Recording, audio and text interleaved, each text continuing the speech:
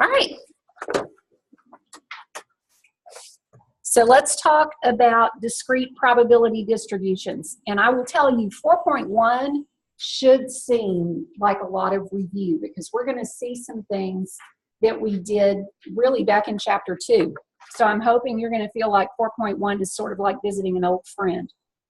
Now, random variable, let's just review a few definitions of things we've talked about. It simply represents a numerical value associated with each outcome of a probability distribution. Okay, when we talk about a random variable, it's going to be what would be the outcomes I can get in a probability distribution.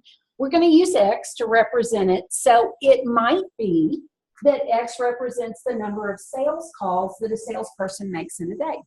All right, if that's the information, the data that we're collecting, that could be our random variable. On the other hand, we could also collect data where we want to know what were the number of hours that somebody spent on sales calls in a day.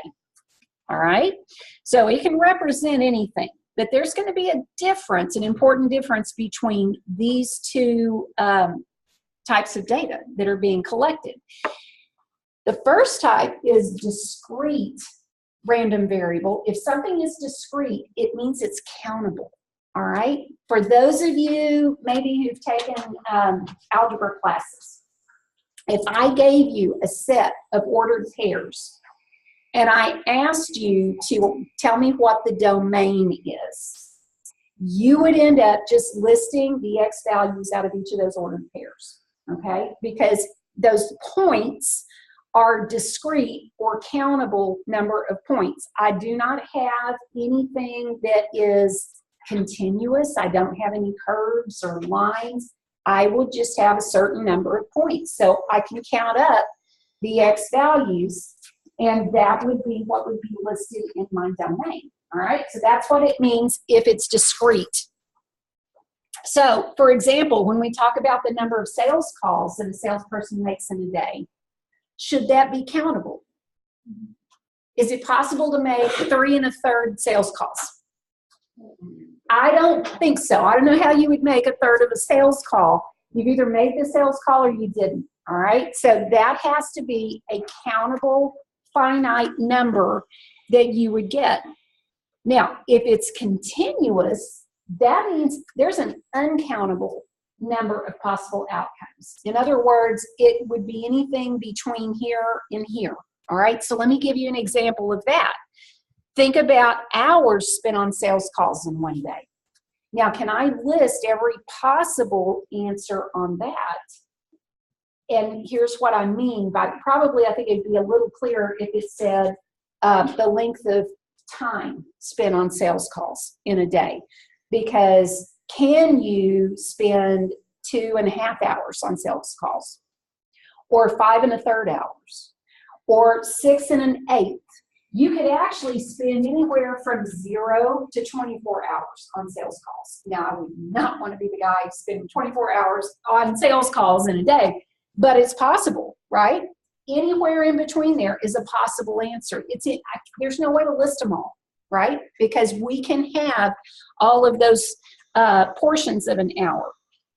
So part of your homework is going to ask you to decide whether your random variable is discrete or continuous. Which one is countable? Discrete. All right, so that's what we're going to ask ourselves when we read this. Is it something that is countable, or is it something that I couldn't possibly list all the possible answers? All right, so number 1, X is the number of Fortune 500 companies that lost money in the previous year. What do you think? Okay, I've got 1 vote for discrete. Destiny says discrete. What do you guys think? 2 votes for discrete. 2 votes for discrete, because if I'm talking about the number of companies that lost money, wouldn't a company either lose money or it didn't lose money? I'm not going to have portions of companies that either it lost money or it didn't lose money. And I should be able to count those up. I agree with you guys. It is discrete. Okay? Now, what about this one? The volume of gas in a 21-gallon tank. And that is the goofiest looking tank I think I've ever seen a graphic for. But let's just kind of picture ourselves going to the gas station, fill up the car, And if we talked about the volume, number of gallons that would go in a 21-gallon tank, can I list all the possible outcomes? Is it discrete or is it continuous? It is continuous, because if you watch, when you fill up, then you see the numbers are just spinning, because it doesn't jump from 1 gallon to 2 gallons. You can get 1.7654 gallons if you want. All right, it's continuous. There's no way you could list every possible value between 0 and 21. So if that were reworded, number of gallons in a 21-gallon tank, then you can make the argument that that would be discrete, as opposed to volume.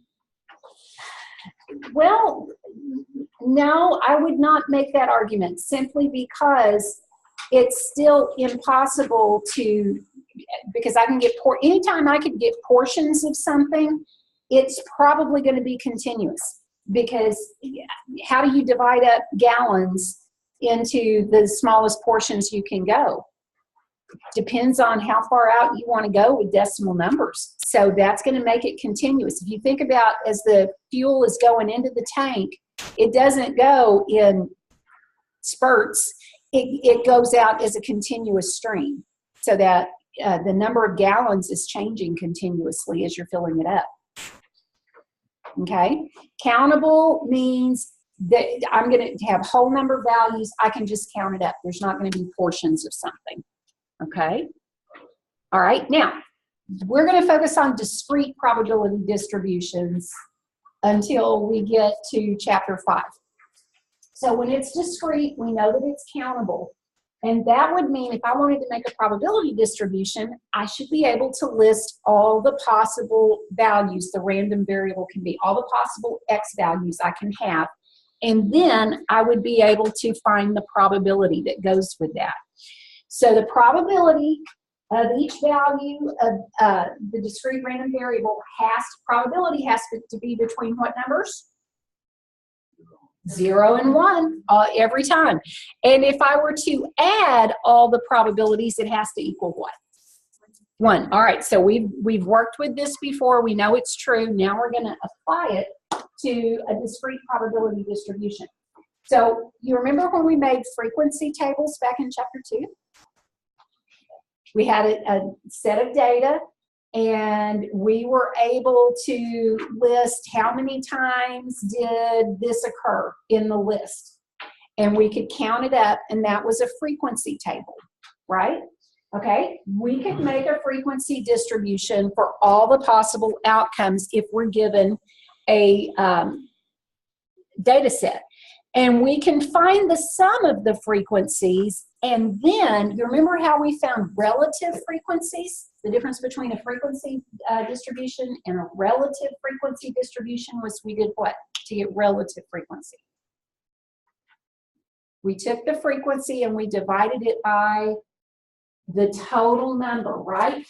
That's really what this is when we talk about a probability distribution. We're going to take the frequency and divide it by the sum of the frequencies, and that gives us the probability that something would happen. Okay, as we go through the example, I think it'll make more sense, but what I want you to kind of make the connection to is, yeah, we really did this back in chapter 2.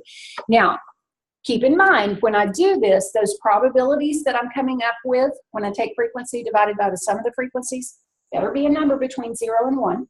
And all those probabilities should add up to B1 when I finish. So let's look at this. We've got an industrial psychologist who's giving an inventory test for passive aggressive traits to 150 employees. All right, everybody knows what it means to be passive, right? What does it mean if you're passive? You are the doormat, okay? Anybody and everybody can walk all over you. You don't stand up for yourself. You're the person everybody dumps on because you will never say no, all right? What about somebody who's aggressive?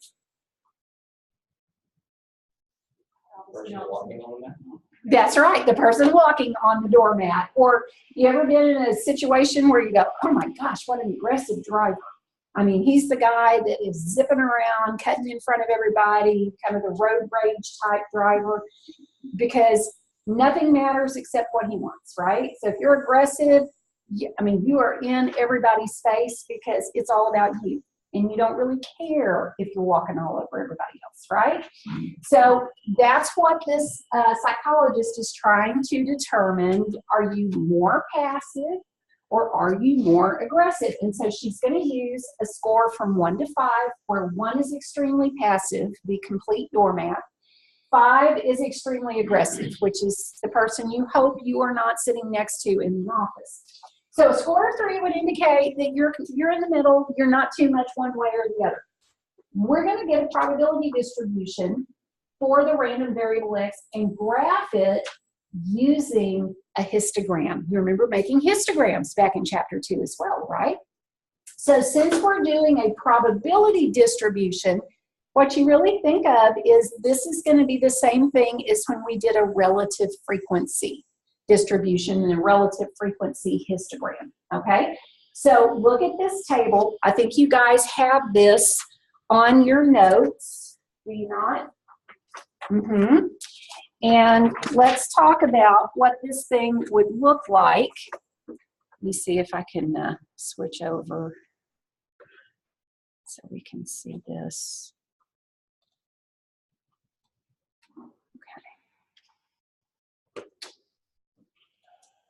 Well, why is that not?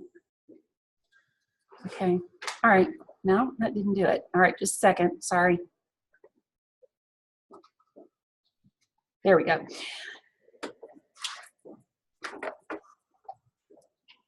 So let's look at this for a second. If we're going to make a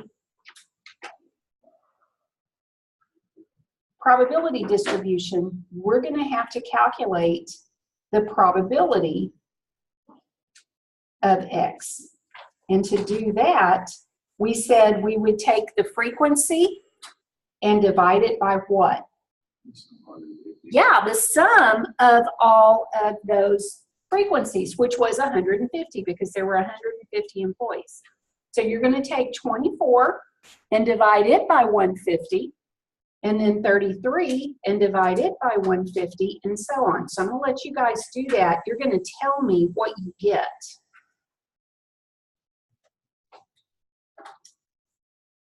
Because we should end up with some decimal values. Okay, let's see what you guys get.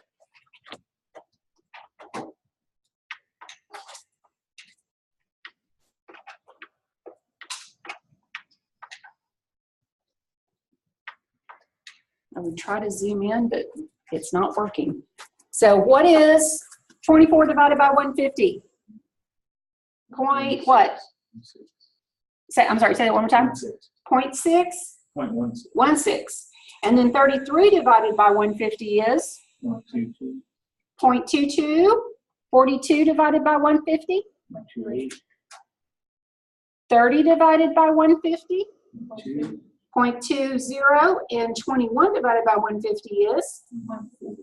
Point what? 1.4. Okay, should we double check to be sure that adds up to be what number? 1.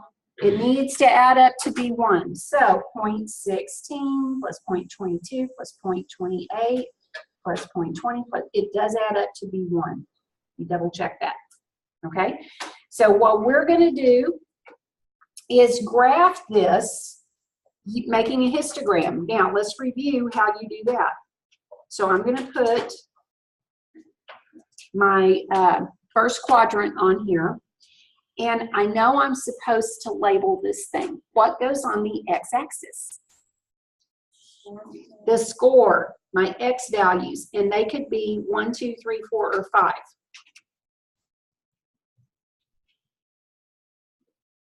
Now, what goes on the y-axis? Do I want the frequency or the probability? Remember, we're making a probability distribution, so this needs to be the probability of x. And this is where we got to be careful, because if I'm looking at these probabilities, they're all decimal numbers, and I cannot just pick what these decimal numbers are and mark them off. I need an even scale. So give me an idea of how you might want to mark it off. And there's more than one way you could do it. Okay, so if we started off with 0.05 and then counted up by another 0.05 would be at 0.10, 0.15, 0.20, 0.25, and 0.30, right? And now we would simply draw the bars in. So a score of 1 at a probability of 0.16, so I'll go up just a little above 0.15 and draw in my bar. I'm going up to 0.22 for a score of 2. My score of 3 was 0.28, so that's just a little below 0.30. Oops, got a little wiggly there, sorry. And then 0.20 for 4. And 0.14 is going to be below 0.15 for 5. And that would be my histogram. Ring a bell? Oh yeah, not hard, a little tedious, but not hard, okay?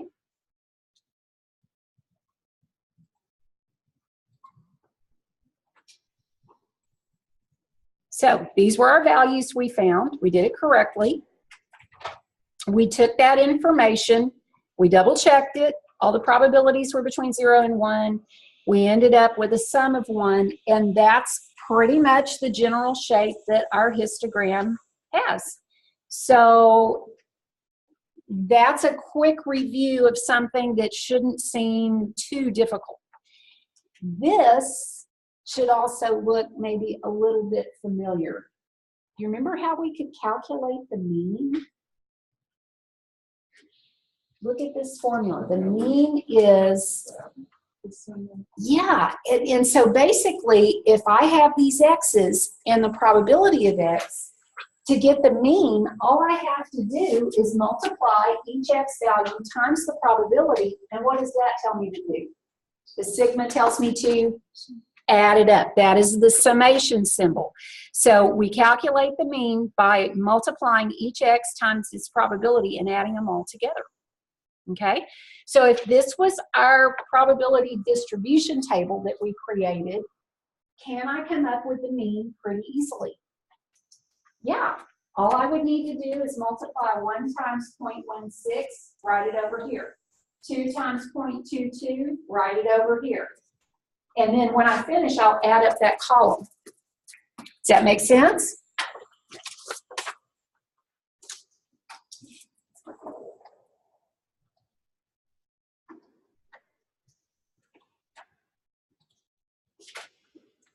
Okay. So if I were to take the x times the probability of x, 1 times 0.16 is 0.16. What did you get for 2 times 0.22? 0.44. And 3 times 0.28 was 0.84. And 4 times 0.20 was 0.8. And 5 times 0.14 was 0.70. And if I added those up, what do I get? How much? I'm hearing very tentative answers. It's how much?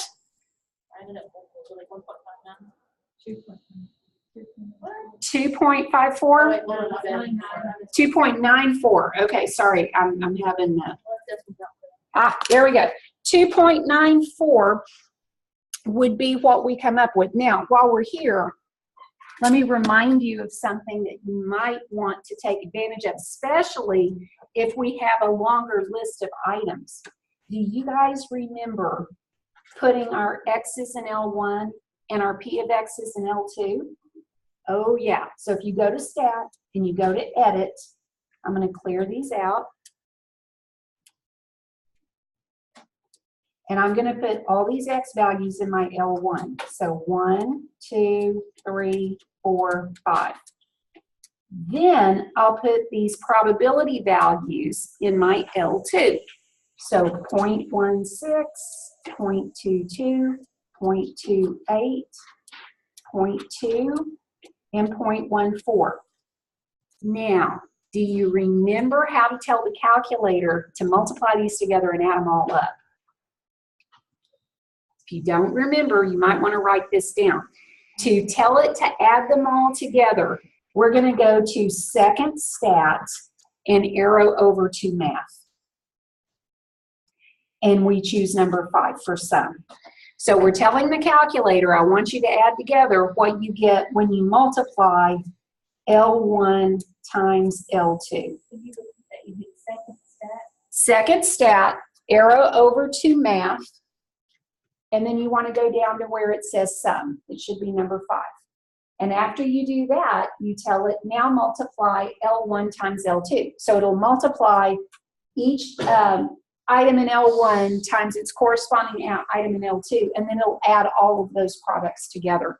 And what does it tell you you get? The same thing we did when we did it by hand. Yes? Okay, so one more time, as far as if you want to do it in the calculator, you would go to second stat, arrow to math, and choose sum, which is number 5. Then you press second 1 to get L1 times second 2 to get L2, and then hit enter. You're not getting the right answer? 17.4. Let me look and see what yours says. Hold on 1 second. Let me. All right.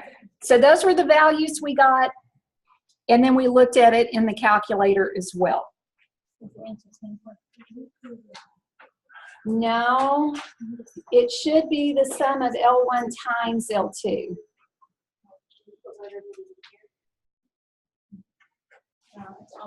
Okay, I'll check with you on that in just a second. Now, do you remember finding variance and standard deviation back in chapter 2? Ah, it's back. And it should look pretty familiar because we already know that our x's are, if we're using the calculator, they're where? Where were our x's? Did we already type them into L1? Yes. That's what we put in L1. Did we just find the mean using our little sum of x times p of x? We did. That's 2.94.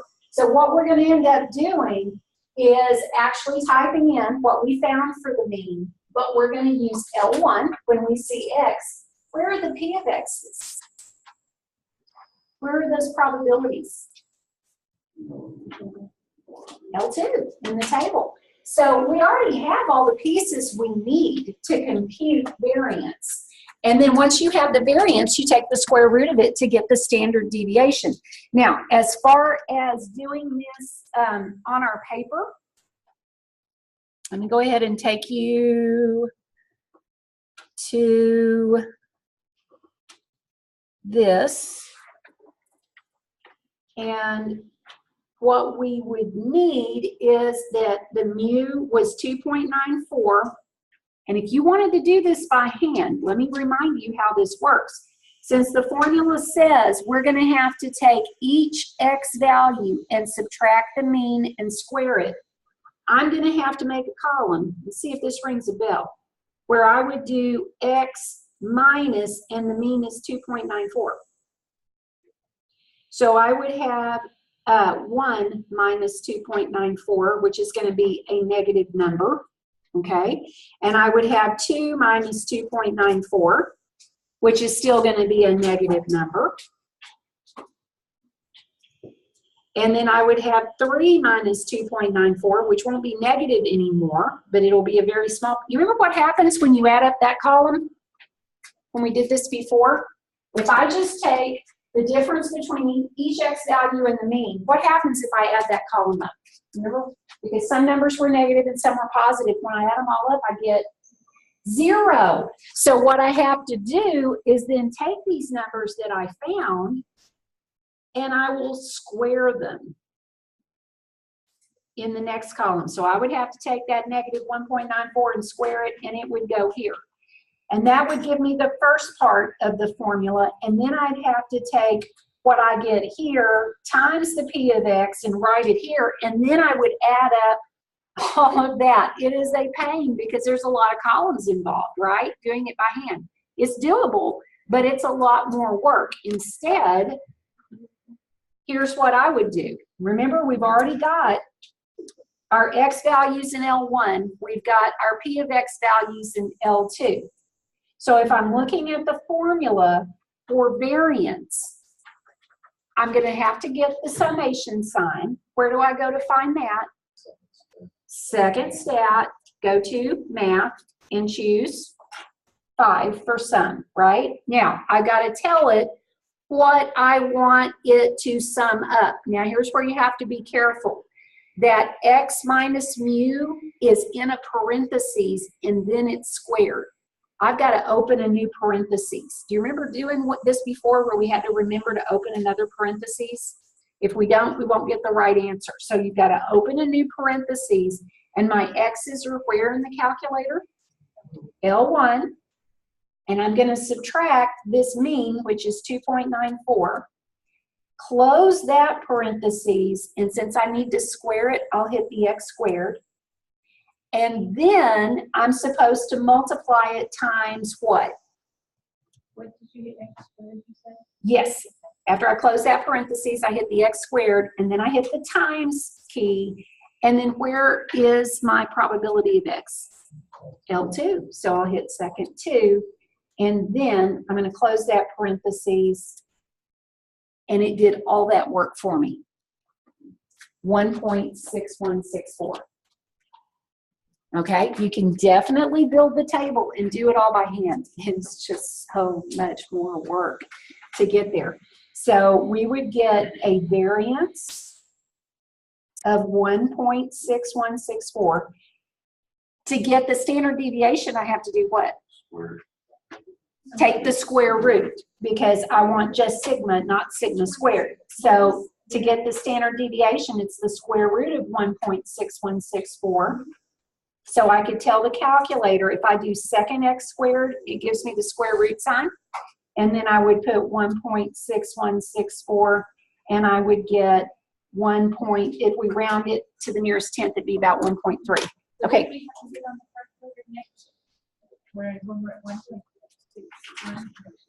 Okay, just a second. Say that again. Let's go back and check on the slideshow, see where we are. And I want you to see when you do the table all the way by hand, this is what I was reminding you of, is that you get some values that are positive and some are negative. When you add those up, it always gives you 0. That's why you take these differences and you square them. And that's where your x minus mu in parentheses squared comes from.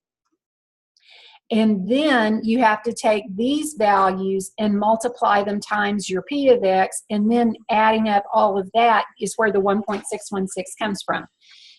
Lots of columns. Yeah, if you had a lot of different x values in your data set, this would really take a lot of time. And then again, taking the square root is going to give you about 1.3.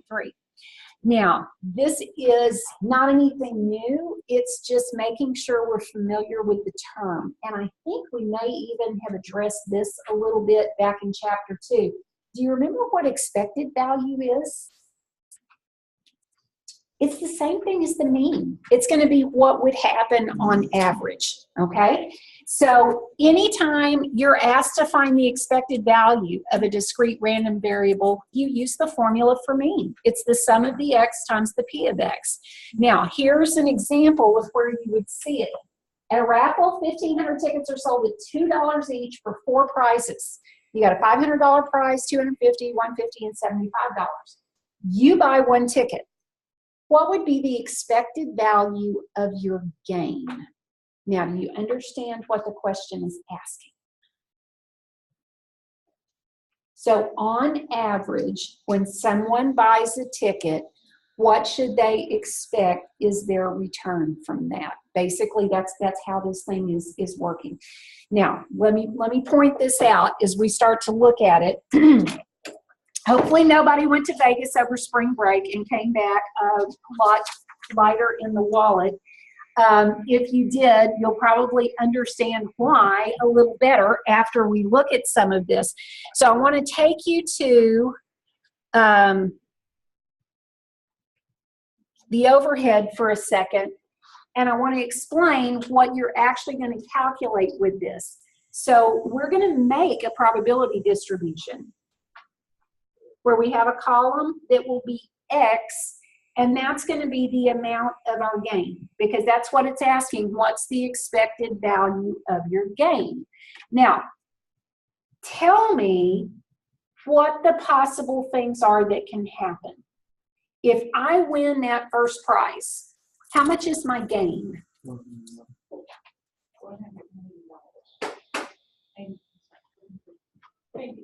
$498. Good, because remember, I bought a ticket for $2, right? So if I get $500 prize, my gain is only $498 because I would have to subtract out the $2 I spent on the ticket, correct?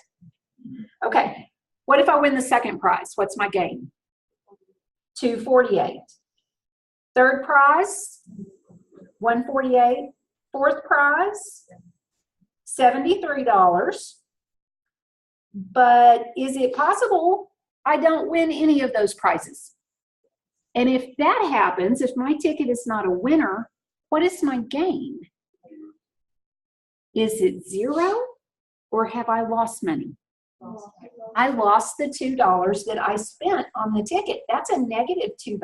I'm $2 in the hole. Okay?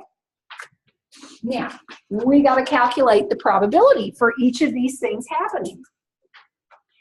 So, if I buy a ticket, all right, you tell me how many of these tickets are going to be the $500 prize? Only one out of 1,500. That's the probability that my ticket is going to be that winning prize. 1 out of 1,500. What about for second place? Same. That's 1 out of 1,500. Third place is the same because I've only got one ticket that will be drawn for each of these. Fourth place is 1 out of 1,500. Now, what's the probability I'll lose my $2? It'd be what? Exactly. I have to do 1,500 minus these 4 tickets that were winners. That means there's 1,496 tickets out of 1,500 that will lose $2. So my expected value is the same thing as the mean. That means I need to do the sum of X times P of X. Do you want to do it by hand, or do you want to do it in the calculator? What do you say? All right, for those of you who are calculator people, I'll walk you back through it. For those of you who are doing it by hand, you have to multiply these 2 columns together, write your answer here, and then you'll add it all up to see what your expected gain would be. Now, if we're putting it in the calculator, I'm going to go into Stat, Edit, and I've got to clear out what's in here. So I'll put all these X values in L1, 498, 248, 148, 73, and negative 2. And now my probabilities. And I can type them in as a fraction. What I'm going to see is the calculator is going to turn it into scientific notation. And that's okay. It will calculate it just fine. How do you, where's the slash? I'm just hitting this divided by up here. Okay. And then 1 divided by 1,500. One more time. And then 1,496 divided by 1,500. Wow, look at that. It's 0.997 something. That is an extremely high probability that I'm losing my $2. Now, everything's in there. This was one thing I should have mentioned last time because I know some of you had a little trouble with this. Before I go and try to do the sum of L1 times L2, I have to get back to the home screen. And the way you do that is you hit second mode, which will quit and get you back to your home screen. All right, now that I'm here, I'm going to do second Stat, go over to math, choose sum, and tell it to multiply what? The L1 times L2. Well, on this one, the formula for the mean is just L1 times L2. It's the variance that has the parentheses squared that we need an extra parentheses. What is this telling me? What's my expected gain?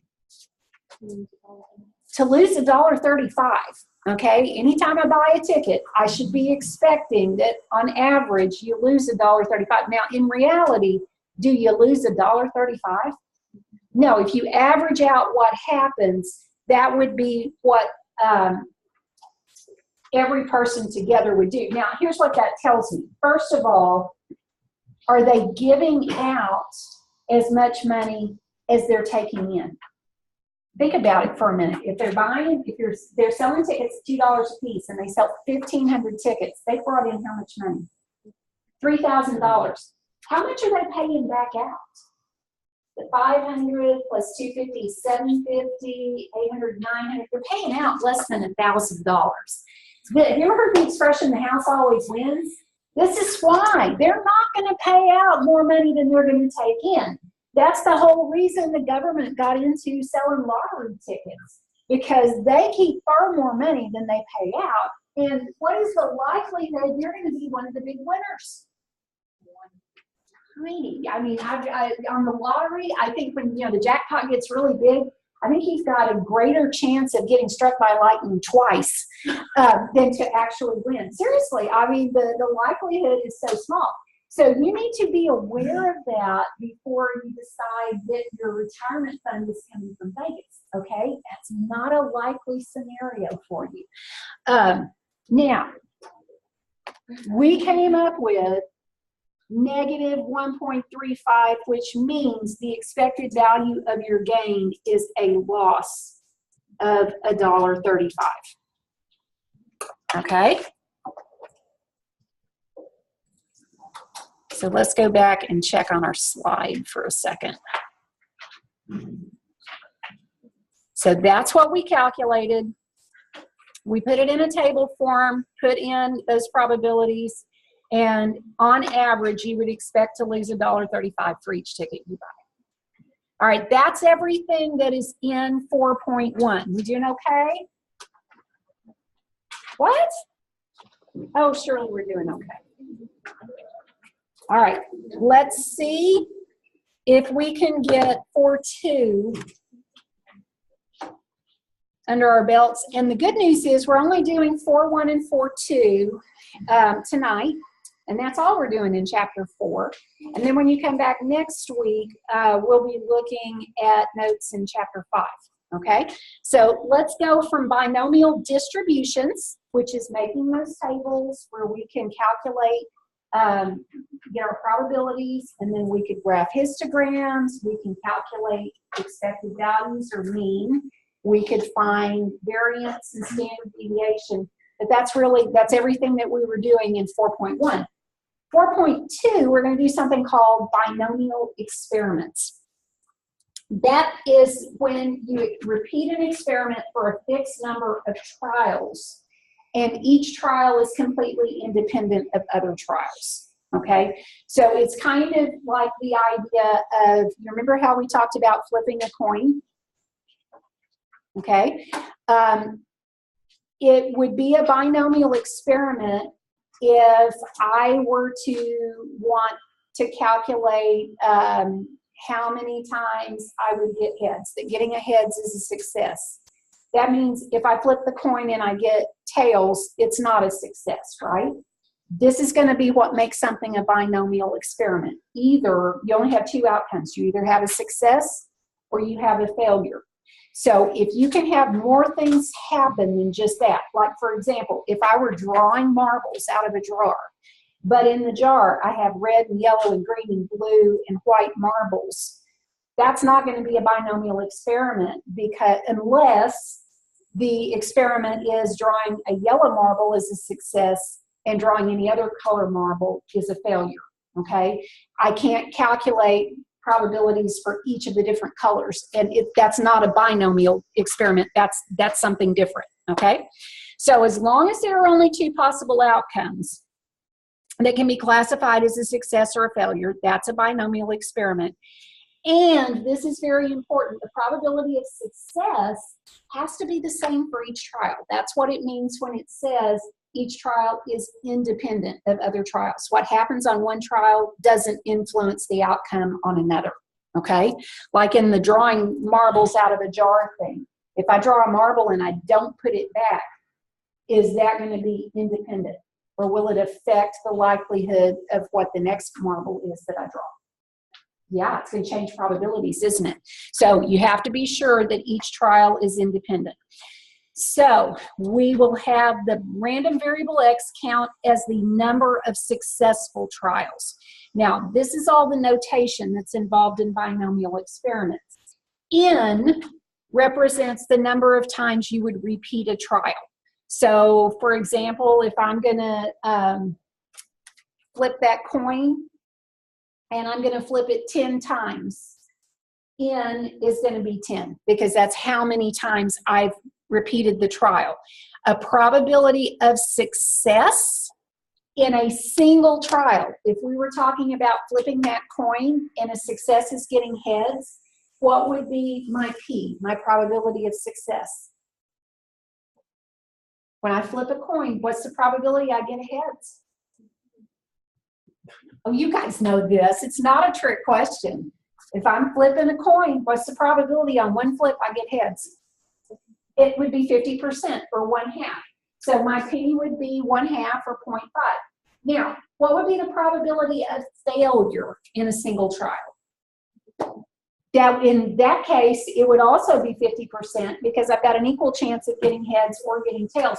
Whatever my P is here, I can always find my probability of failure by subtracting it from 1, okay? Because if those are the only two things that can happen, those two probabilities have to add up to be 1, right? Yeah. It's the complement. Yeah, it's the complement. Very good. So Q is the letter we use to represent the probability of failure. And X is going to represent a count of the number of successes that you would have out of a certain number of trials. Now, let's look at it where it's not quite so abstract, and I think it will make more sense. So first of all, we have to decide if what we're trying to work with is actually a binomial experiment. So let's see if we think it is, and if it is, then we'll see if we can tell what NP and Q would be. So a certain surgical procedure has an 85% chance of success. A doctor performs the procedure on 8 patients. The random variable represents the number of successful surgeries. Okay, so do you think this is a binomial experiment or not? Because let's go through the criteria that we said. Is each trial independent? I mean, what happens on one surgery, is that going to affect the outcome on the next one? Boy, I hope not, especially if I'm the 8th guy who's getting surgery. If he's supposed to, reduce the likelihood of success because he's already done 7, I don't want to be number 8. But that's not the way that it works. Each chance or each surgery has the same chance of being successful. So it is independent. Is there any possible outcome other than it's a success or it's a failure? Not according to this. It's either going to be successful surgery or it's a failure. All right, we're not going to talk about varying degrees of success. So I would agree this is going to be a binomial experiment. Now, what do you think my value for N is? What would be the number of trials? 8, because he's going to perform 8 surgeries. What is P? Probability of success.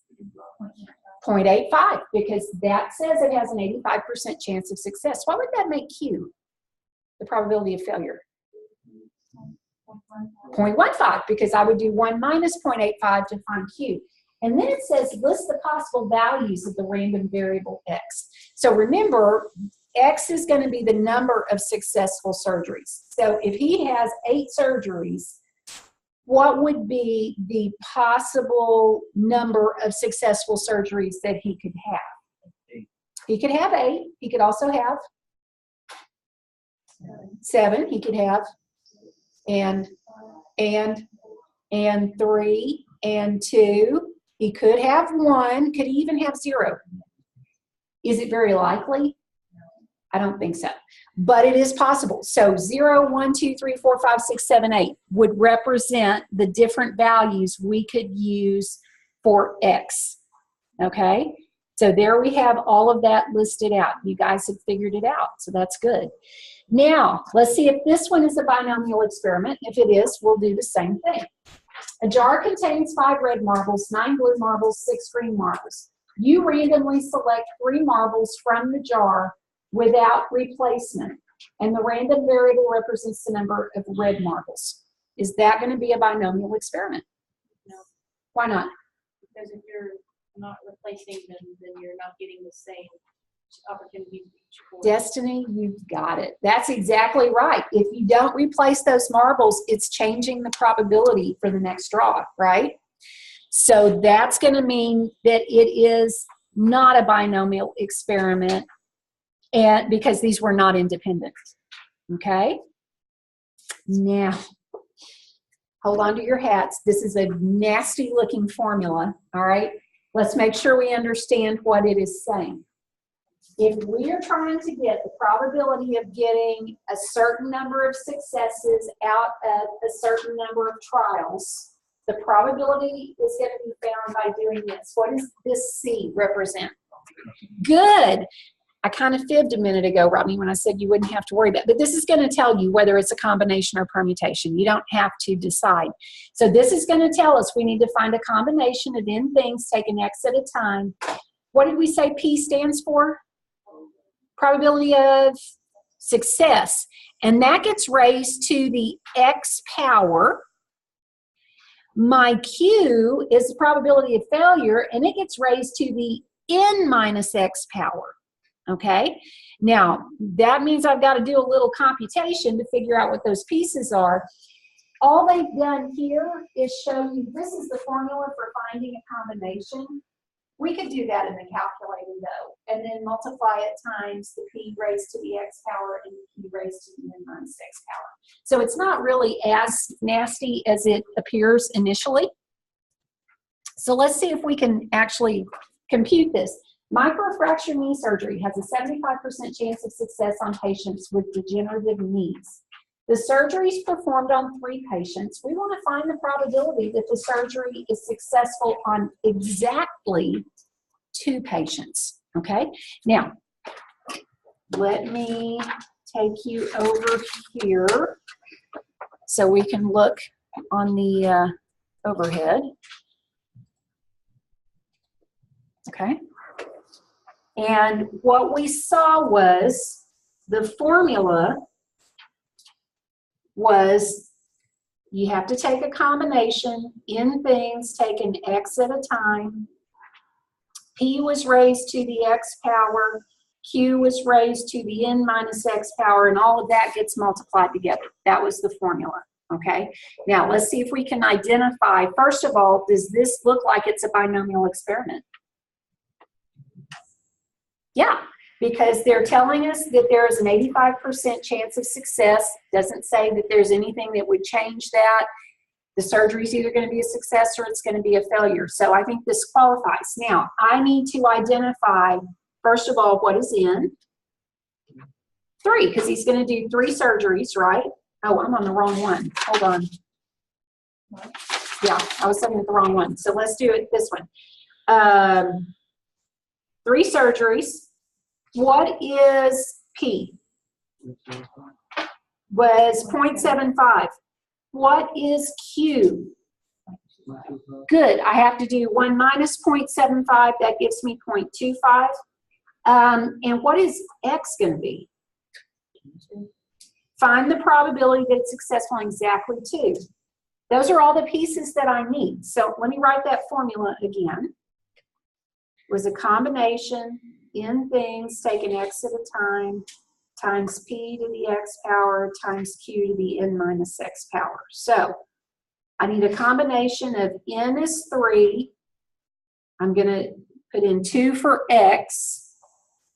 P is 0.75. raised to the second power. Q was 0.25 raised to the, what's going to be my exponent on that one? Good, because if I do n minus x, 3 minus 2 is just 1. Notice these two should add up to give me n. All right, since n was 3, 2 plus 1 is 3. Are we good so far? Yes, no, maybe? Okay, now we have to do the calculating. So let's go to the calculator. I need to find what a combination of 3 things taken 2 at a time is. So I'm going to type in 3. I'm going to go to math, and I'm going to go to probability, and I'll choose number 3, put in 2, and I'm going to hit enter. And that's just the number 3. That gets multiplied times, and in parentheses, I'll put 0.75, close the parentheses, hit x squared, times, I'll open a new parentheses and put in 0.25, and I could put an exponent of 1, but do I really need to? I don't think so. What does that tell me? I've got 0.42 if I go 2 places to the right of the decimal. What does that mean? What was I trying to find? On exactly 2 patients. So that looks like there's a 42% probability that exactly 2 patients would be successful on those surgeries. Now let's double check and see if we did this right. Here's what you could do. You could draw a tree diagram. Doesn't that look like fun? Okay, so the first one has a chance of either being successful or being a failure and so forth. And then we could go through and calculate that. That doesn't look fun to me. Here's using our binomial probability formula. This is what we plugged in. Now they use fractions instead of decimals. Doesn't make any difference which way you go. But we got the same answer, didn't we? 0.42. They went 1 extra digit to the right, and that's fine. So we would need to list the possible values of x with the corresponding probability of each when we make a binomial probability distribution. Okay, this looks a lot like what we did in Form 1, but here we would calculate, first of all, what would be the probability that 0 people would have successful surgeries?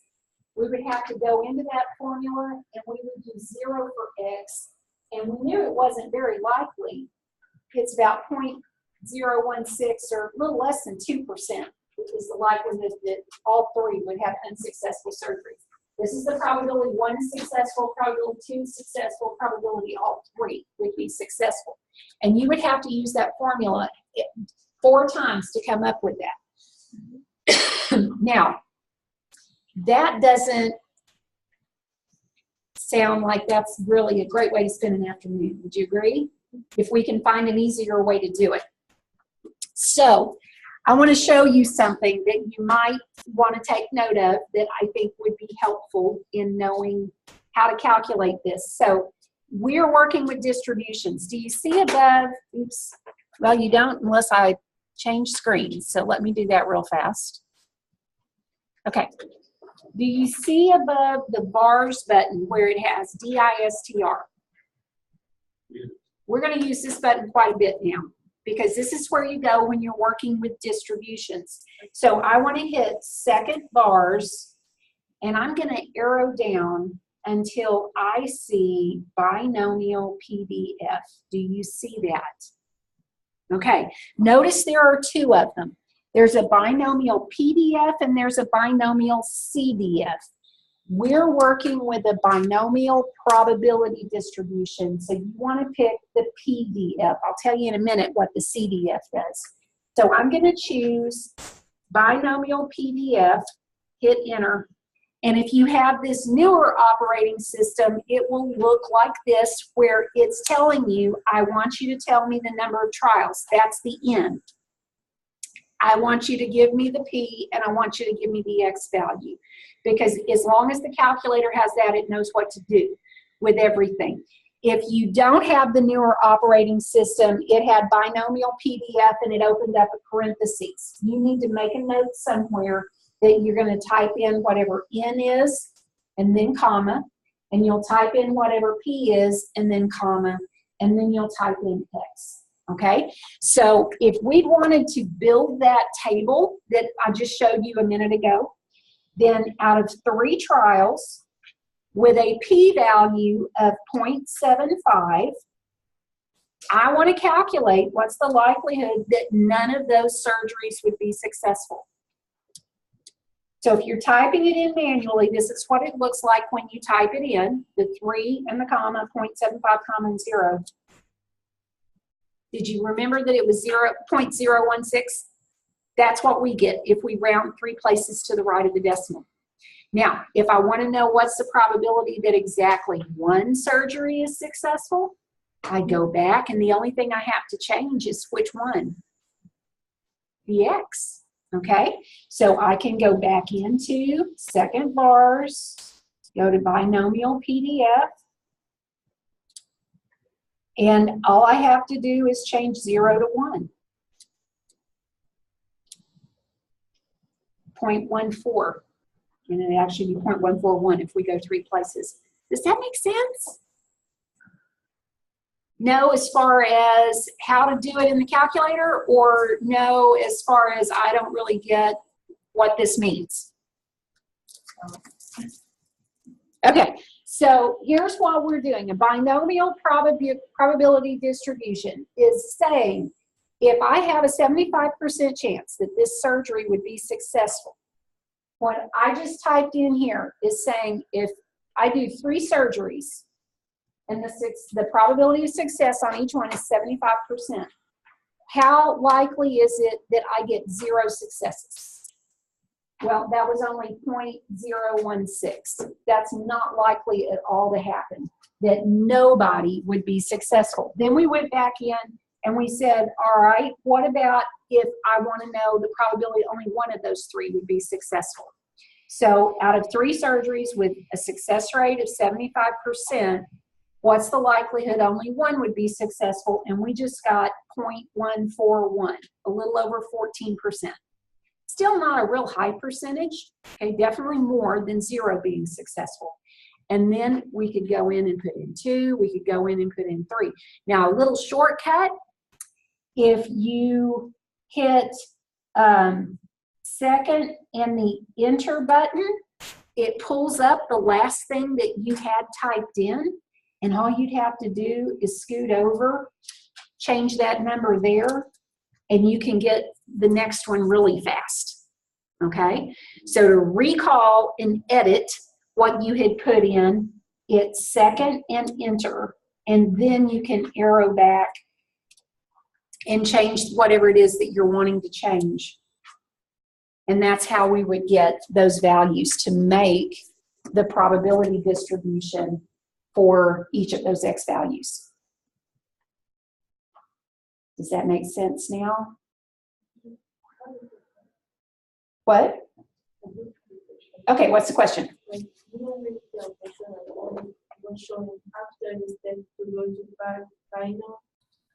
Look at this distribution, because I just showed you how you could get each of these values in the calculator. You could do them all by hand too, using that formula.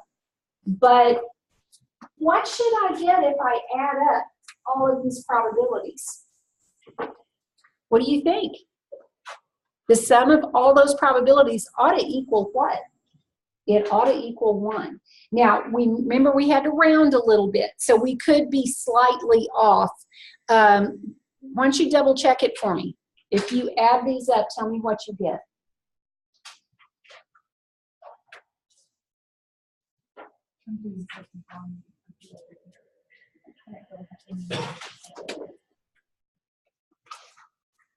Okay, let me come. Are you using binomial PDF or CDF? Okay, I'll come check and see. Okay, so it was very, very close, wasn't it? All right, so that's a good thing. Now, let's look at this, and then I'll come by and help on the calculator for those of you who are still having some issues. It says in a survey, U.S. adults were asked to give reasons why they like texting on their cell phones. I don't know, any of you guys who are kind of more my generation, does it drive you nuts that your kids would much rather text than call anybody? It does drive me bananas. I mean, there's just so much that is a problem when you text. But anyway, 7 adults who participate in the survey are randomly selected and asked whether they like texting because it's quicker than calling. Create a binomial probability distribution for the number of adults who respond yes. Now, think about this for a minute and tell me, does it qualify to be a binomial distribution? It does, because the probability of success for this is going to be what? The ones who say, I like texting because it's quicker than calling. And looking at my list over there, do you see what percent that is? 56%. So my P is going to be 0.56. Now, what would be my N? Is it great for flirting? Yes, it does. Great for flirting. Yeah, that makes me a little nervous. All right. So what's going to be my N? 7, because they asked 7 adults. And that would mean, what would be my potential X values? What would I have to put in my table? If I'm going to ask 7 people, and the probability of a success for saying quicker than calling is 0.56, a success is that's what they said, a failure is they said something else, then if I'm asking 7 people, how many might say, yes, it's quicker than calling? 7, 6, 5, 4, 3, 2, 1. All the way down to 0. So I got to go 0 to 7 in my table. That means 8 different times I've got to compute that binomial PDF. Does that make sense? Okay. Now, again, I can use it with the formula or I can use the calculator, but that's what you guys just told me. My N is 7, my P is 0.56. The Q would then be 0.44, which if I'm using the calculator for the binomial PDF, I don't have to put it in a Q, but I'm going to need the 0, 1, 2, 3, 4, 5, 6, 7. So building this, if we were going to build the table,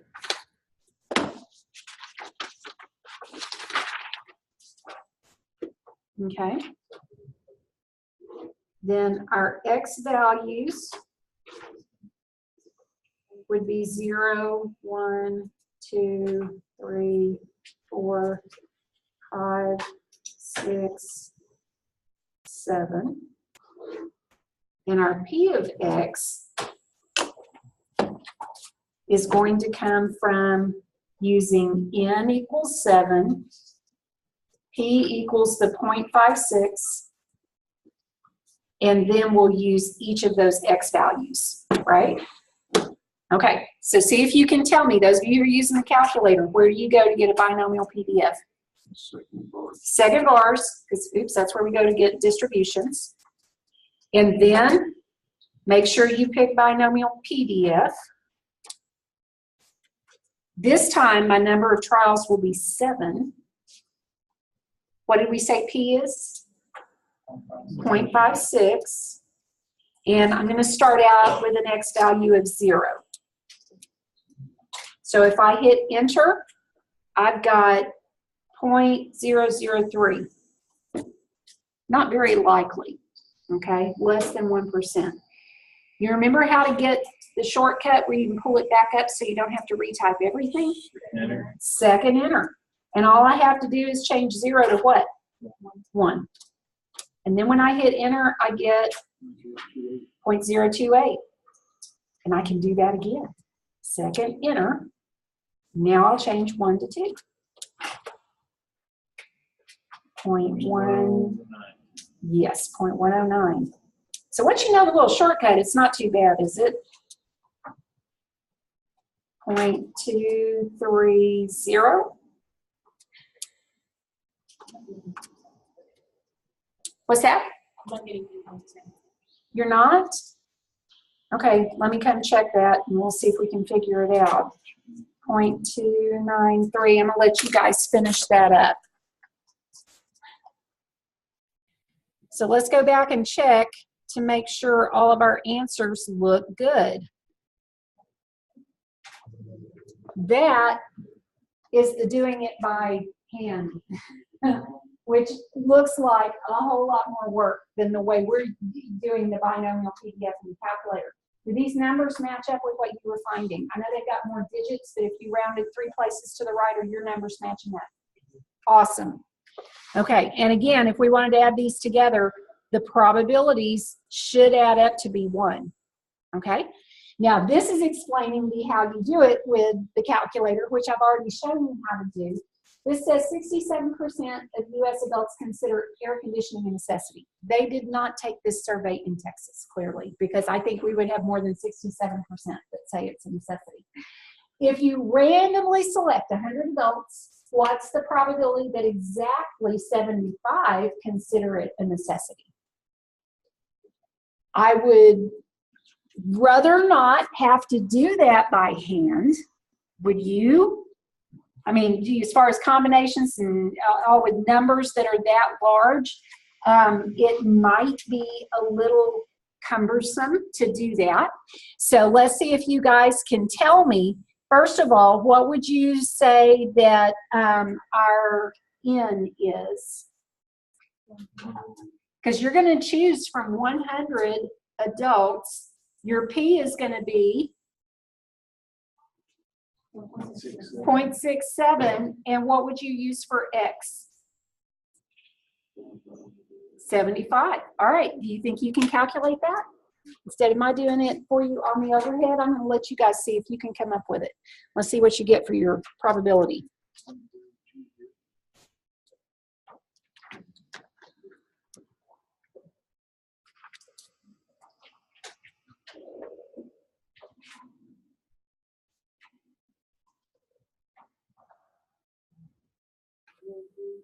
Zero point what?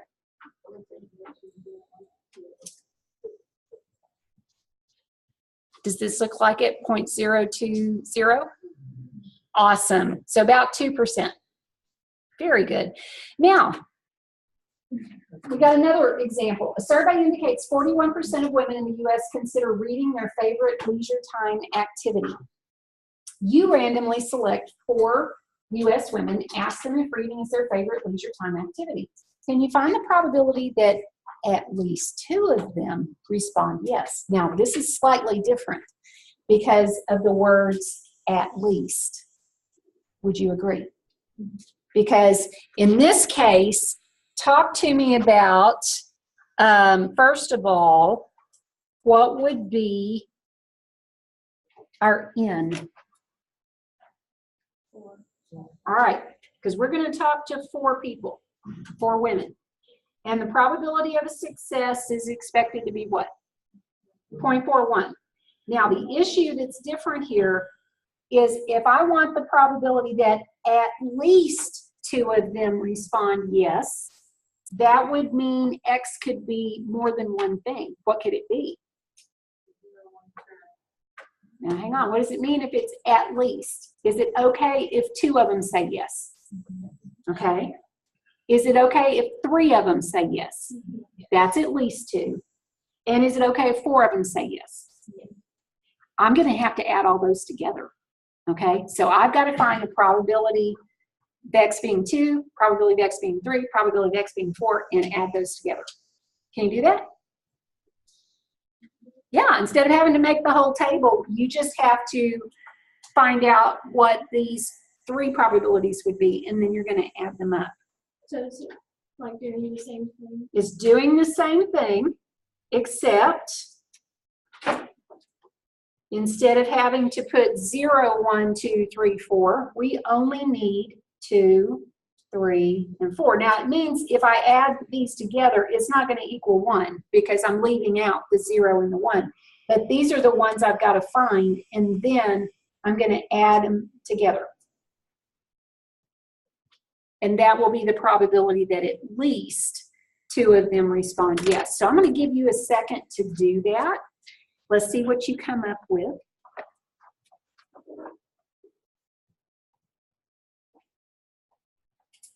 What you got? What was the probability of 2 saying that was their favorite? What was it? 0.351? What about the probability of 3 people saying that? 0.163, and the probability of all 4? 0.028. So if you added those together, what did you get? Point what? So about 54% would be the likelihood that you would have at least 2 that would respond yes, correct? Not hard to do as long as you pay attention to at least and you make the adjustment, you add them up. Now, I'm going to tell you an alternate way you could find this, and it involves the fact that we haven't yet talked about what that binomial CDF means. The difference between PDF and CDF, C stands for cumulative. Now, if something is cumulative, what does that mean? You add, yes, you're adding up everything below that. So cumulative will do a lot of this faster for you. Now, the only thing you've got to be careful about is remember that it always adds up what's below the number. So in order to calculate this, if I wanted to use the cumulative distribution, I know 0, 1, 2, 3, 4 would add up to be 1. And then I could subtract out the binomial CDF of n being 4, p being 0.41, but what would be the numbers that I left out of this?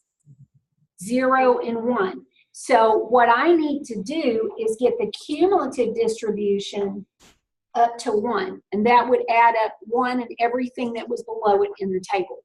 Okay? Now, I'm just going to show you. It should be the same thing that you got here.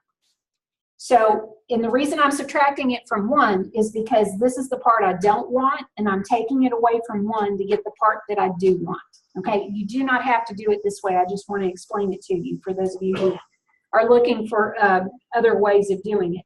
So, second bars gets me back into distributions, and I want to choose binomial CDF this time, where I've got 4 for my trials, I've got 0.41 for my p-value, and I'm going to put in 1 for the x value. And that cumulative means it'll add up 0 and 1 together. There it is, 0.542. So I did 1 minus that cumulative distribution, and that got it for me as well. Okay? Now, let's go back here and make sure, there we go. That's the same answer we got. I'm going to show you this. I would be surprised if anybody would want to do it this way. If you decide you do, let me know. I can get you a table, but it's very limited in what you're able to accomplish with it. This is kind of the old school, back before people had calculators and you had to like look at square roots in tables and all that kind of stuff. This would have been a way to do it. It says about 10% of workers 16 years and over in the U.S. commute to their jobs by carpool. You randomly select 8 workers. What's the probability exactly 4 of them carpool to work? Now, I want us to go ahead and calculate it the way we've just discovered how to do it. If I want the probability that exactly 4 carpool to work, is that a binomial PDF or a CDF? PDF, exactly 4. I only want to know when x is 4. As long as I'm just looking at one value for x, it's a PDF, okay? Now, that would mean that for this problem, my n is what? Because I'm selecting 8 workers, my p is what? Good. It was actually in word form, so you have to look a little bit to find it. And 10% would be 0.10 as a decimal. And what am I going to use for x? 4. Okay. So you calculate that binomial PDF using those values, and let's see what you get. And then I'm going to show you what it would look like if you wanted to use a table.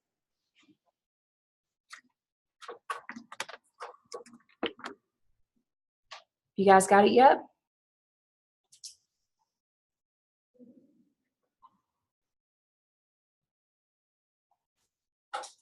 Okay. What do you think it is? Hannah, you got it? What'd you get? 0.005. She has 0.005. Anybody else get that? All right, sounds good. Now, here's what I'm going to show you. If you decide you want this, let me know, and I'll get you a copy of the table. This gives you different options for N, X, and for P. Now, you can probably understand why this is very limited in its effectiveness. First of all, look at these p-values, 0.01, 0.05, 0.10, 0.15, 0.20, and so on. What if my probability of success had been 0.33? Is it going to be in this table? No, it's not.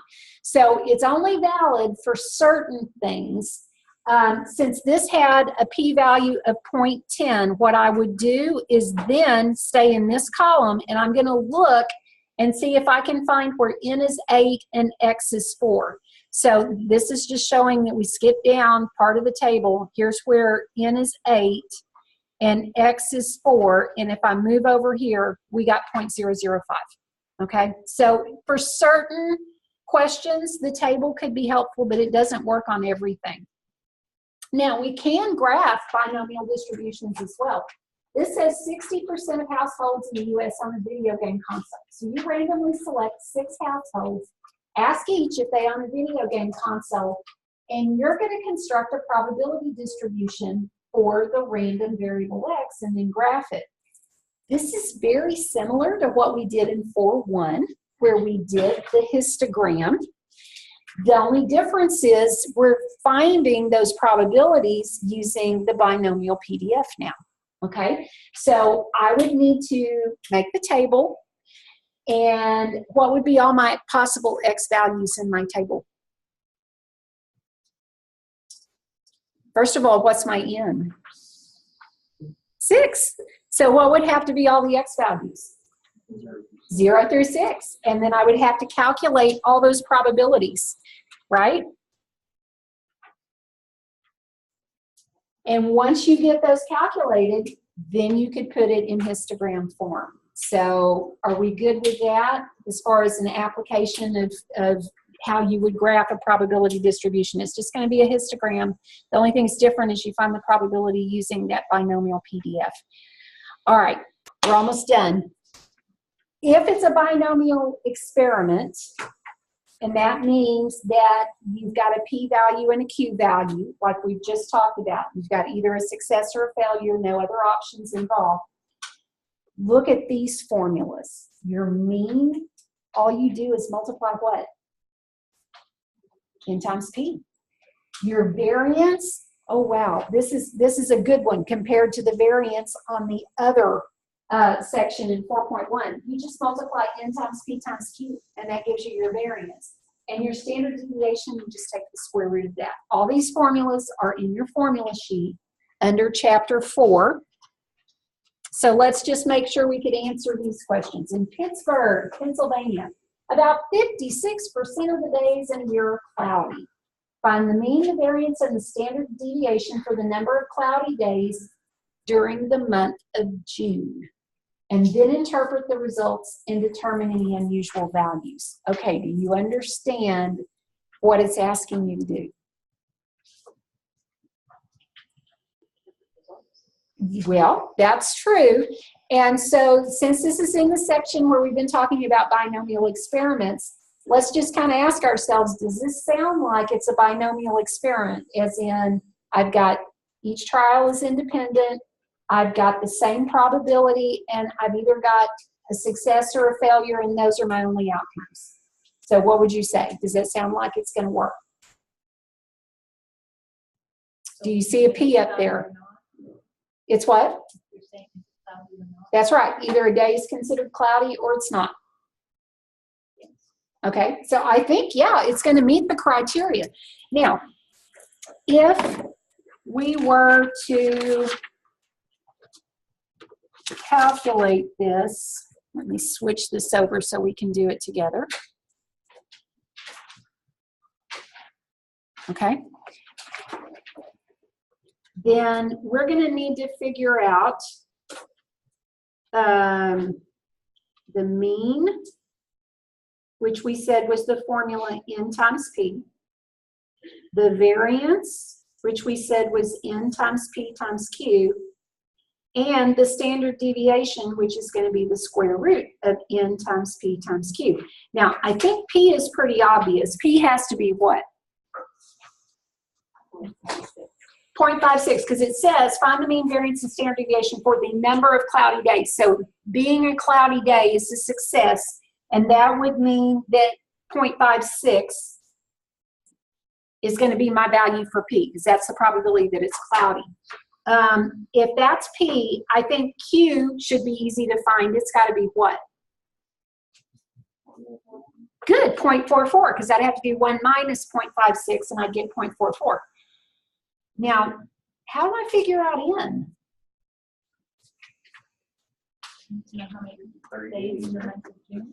Very good. I need to know the number of days in the month of June. So if you haven't said your little rhyme that you probably learned in nursery school, you need to go back and remind yourself June has 30 days. Or any of y'all do the knuckle thing? There's all kinds of different ways.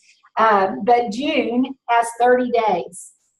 What if it had been the month of August? What would N have been? 31. What if it had been November? 30. If you need to, you can always look at a calendar, okay? Now, let's calculate. The mean is N times P. So I've got to multiply 30 times 0.56. What is that?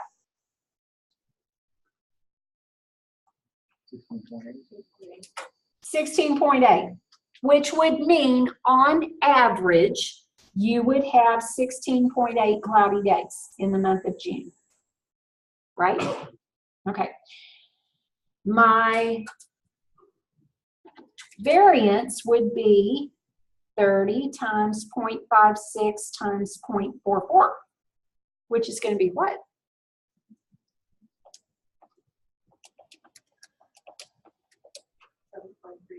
7.392. And that would make the standard deviation the square root of 7.392, which is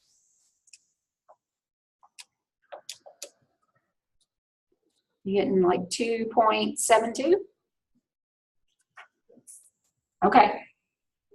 So in our standard deviation would be, because we're talking about the number of cloudy days, so the standard deviation would be 2.72 days. All right. If I'm within 2.72 days of 16.8, then I'm just one standard deviation away.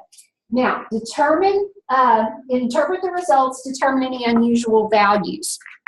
So let me take you back to the slideshow, because I know that's kind of the hard part for a lot of us, is trying to decide how do we word this. So let's see the way that they express it. We do know 16.8 would be the average number of cloudy days. 2.7 is the standard deviation. So we've already got our statement for what the mean is telling us. On average, there's 16.8 cloudy days. And since the standard deviation is about 2.7 days, when it said identify any results that would be unusual, do you remember how many standard deviations away from the mean makes it unusual? More than 2. So what's 2 times 2.7? 5.4. So here's what we would know. Values that are more than 2 standard deviations from the mean are considered unusual. So if you were to subtract 2 times 2.7, you get 11.4. So if you have a June that has 11 cloudy days or fewer, that's unusual. But if I add 2 times 2.7 to it, I would have a June with 23 cloudy days or more would also be unusual. So anywhere between 11 and 23 days is not considered unusual because it's within 2 standard deviations. That makes sense? Okay. And you will not have to answer a question like that on the test where you're trying to figure out how to say it. You will probably have some questions in the homework that'll be those multiple choice where you've got to choose the right one based on how it's worded. We have made it through